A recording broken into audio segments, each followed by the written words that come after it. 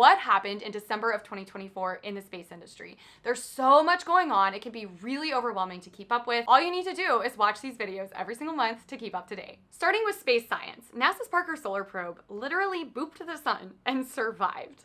Now, it traveled within 3.8 million miles of the sun's surface, which seems really far away to be booping the sun, right? But it's actually really small, and actually the probe was inside the sun's atmosphere. It also became the fastest human-made object ever, traveling at 430,000 miles an hour through the sun's atmosphere. Now, probably the hardest part of this all was the fact that the team here on Earth had to wait nearly 3 days to hear back from the probe to see if it was still alive. And the good news is it is.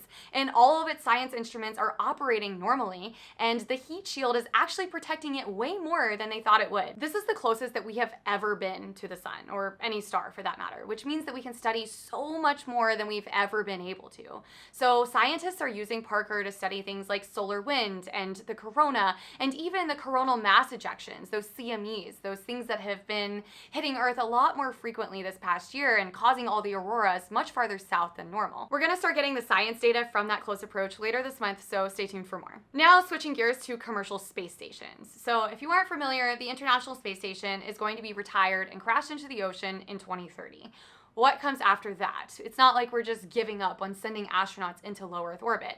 Instead, we're transitioning to commercial space stations. So space stations owned and operated by commercial entities, but then leased out to NASA, if you will. This type of commercial transition is not a novel concept. NASA has been doing it for years, say with Falcon 9 and Crew Dragon. So there are a few different companies who are working on these commercial space stations. All of them are basically competing against each other, and NASA will select one or maybe two later this decade to replace the ISS. And in December, NASA released the final version of their low Earth orbit microgravity strategy. This is a strategy they've been working on for several years now, and it basically lays the framework for what these commercial operators should be designing for. They lay out a bunch of goals over a 20-page paper, which I will link in the description if you're interested in learning more. But these goals are across everything from technology to science to even workforce development and public outreach. The biggest thing to note about the strategy here is that they have decided they want what they're calling continuous heartbeat. So there were two different schools of thought in how we approach what happens after the ISS.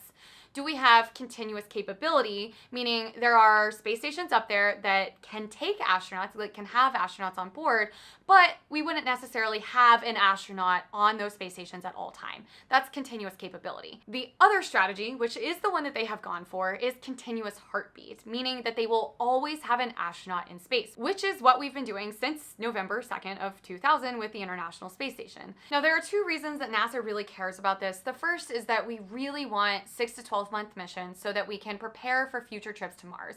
And the second is actually related to national security, to maintain national leadership in space. Basically, NASA and the US at large does not want China, Russia, or other adversaries to have people in space when we don't. I'm gonna leave it at that for now. Let me know if you wanna know more. Now, one of the companies working on these commercial space stations is Axiom, and in December, they basically came out and said, actually, we're gonna completely redo our strategy for building our first station. Their original plans were to install a couple different modules actually attached to the International Space Station. And they were basically gonna build up their entire station and then detach it from the ISS. Unfortunately, where they were going to do that is actually where the US deorbit vehicle is going to go. And this is the spacecraft that SpaceX is building to deorbit the ISS for NASA. So to deconflict those, NASA went to Axiom and said, what can you do? And Axiom said, actually, well, if we do this, this, and this instead, we can have a free-flying space station faster. Now, instead of attaching a habitat module first to the ISS, they're only going to attach a power and thermal module. And this power and thermal module will also have the ability to host science and research payloads. This module is going to attach where current cargo vehicles go, like Cygnus.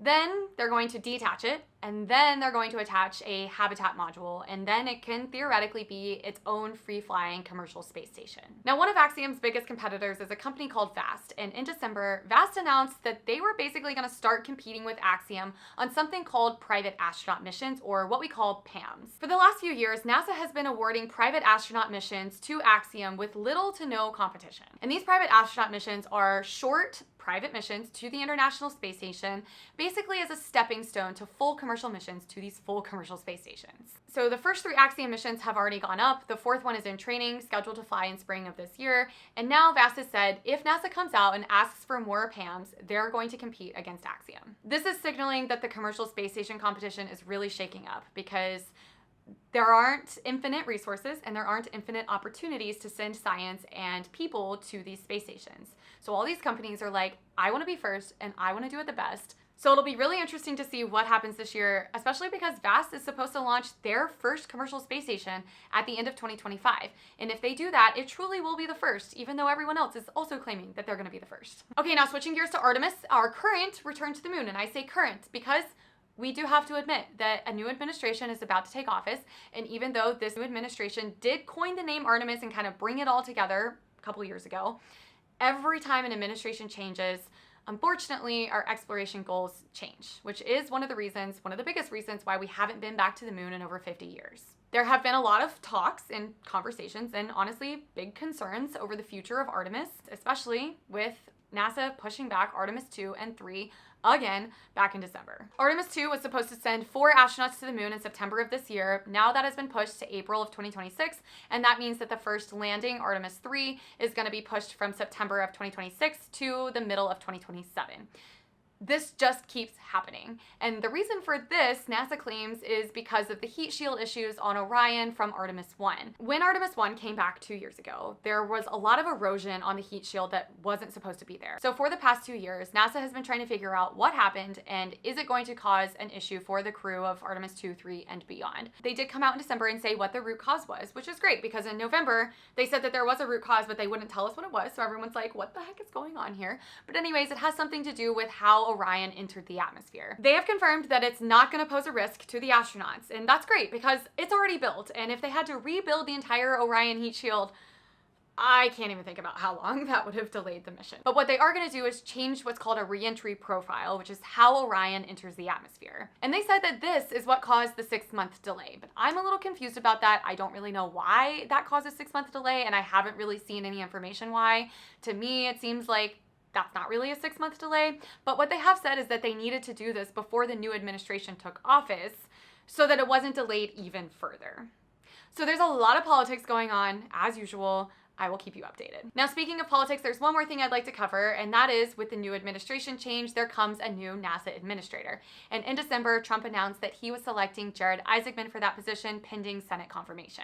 Now, Jared Isaacman, you might remember his name because he is the billionaire who funded and then flew on both Inspiration 4 and Polaris Dawn, the fully commercial private missions in a isolated Crew Dragon vehicle back in 2022 and 2024. Yes, the last one went up in September of 2024. Now, Polaris Dawn is actually the first of 3 missions in the Polaris program, meaning there are 2 more missions that he is slated to fly on with SpaceX. And so when all of this first came out, everyone was like, whoa, whoa, whoa, whoa, whoa, whoa. Like NASA admin, like having ties with SpaceX, like is a conflict of interest. So honestly, this is a waiting game. We're just going to have to see what happens. But all of that being said, Jared is a very successful businessman in both the financial and defense sectors. He actually founded a company that is regarded as the largest private air force in the world, which I didn't even know was a thing. So I need to do a lot more research into that. Let me know in the comments if you want to know more. I do think that Jared is going to be really good for NASA. I think that we're in a completely different era now that is heavily, heavily, heavily driven by commercial space. And Jared has a lot of experience and also a lot of ties in the commercial space sector. And as much as people would like for this to not be the case or would like to just look away from it, the commercial space industry is really important for national security and space superiority. We are in a new space race, and in a lot of ways, the US does need to catch up. Thank you so much for watching. Happy 2025, and next week I'll be back with all the big space missions that are scheduled to happen in 2025.